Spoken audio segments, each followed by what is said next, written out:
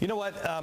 You ain't buying this green stuff anymore. I haven't bought it for a very long time. I mean, first of all, do you remember, if you're my age, I'm 45 years old. If you're my age, do you remember when we were kids, we were all going to freeze to death? Remember, your only friend will be a penguin, and mom and dad will be frozen in blocks of ice, and then you'll all be eaten by polar bears. Remember that? Well, then it was global warming. But the problem with global warming is the warmest year on record was, what, 1998? And it's been cooling ever since. Remember, it was warming and the polar bears would die. Well, isn't that good? Because they were going to eat us before. This is the science that they want to build our entire economy on.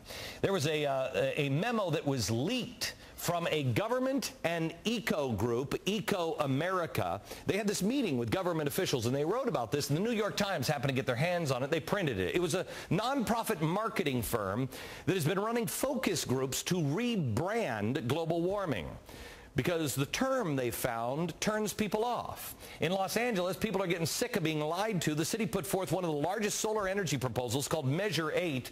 They were going to install 400 megawatts solar panels around the city. The people were outraged, and it was narrowly defeated, thanks to a huge grassroots effort.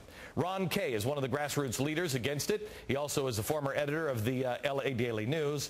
And we're still having a hard time building this house of cards. It keeps collapsing on us, Ron. Measure 8. Tell me what the problem was with Measure 8. It was actually Measure B, Glenn, and the problem was it was all one big lie. They were asking for a blank check from the public for billions of dollars, and they didn't have a plan. They just wanted the money.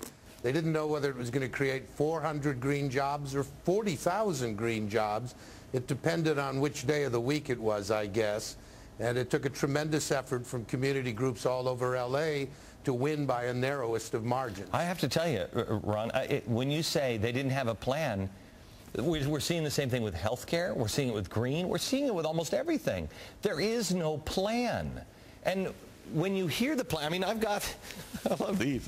I got some of the plans for you, America. Here's a green one. This is the human-powered floating gym.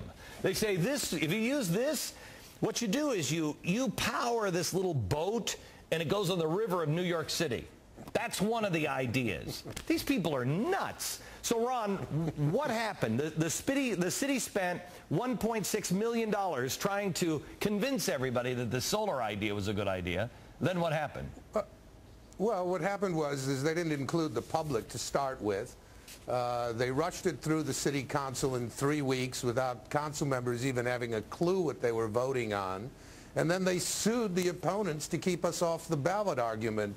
And that's really what triggered it. We became the Solar 8 and for signing the ballot arguments. And around that, a movement and the facts started coming out. Secret reports that were highly critical, that said it would cost a fortune, that the city's municipal utility wasn't capable of running the nation's largest solar energy project, that there wasn't any planning, and there was a question about whether this was even the right way to go. Do you feel, Ron, like in California, it seems like a few people are finding their spines and their voices in California? I mean, I think people in California have been pushed around an awful lot by these progressives and by Republicans and Democrats on both sides in Sacramento.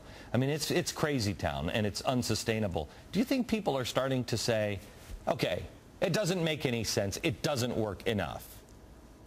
I think people are really getting it and waking up to the fact that both political parties, the political system is playing dodgeball with us, and we don't know what they're doing. They don't know what they're doing.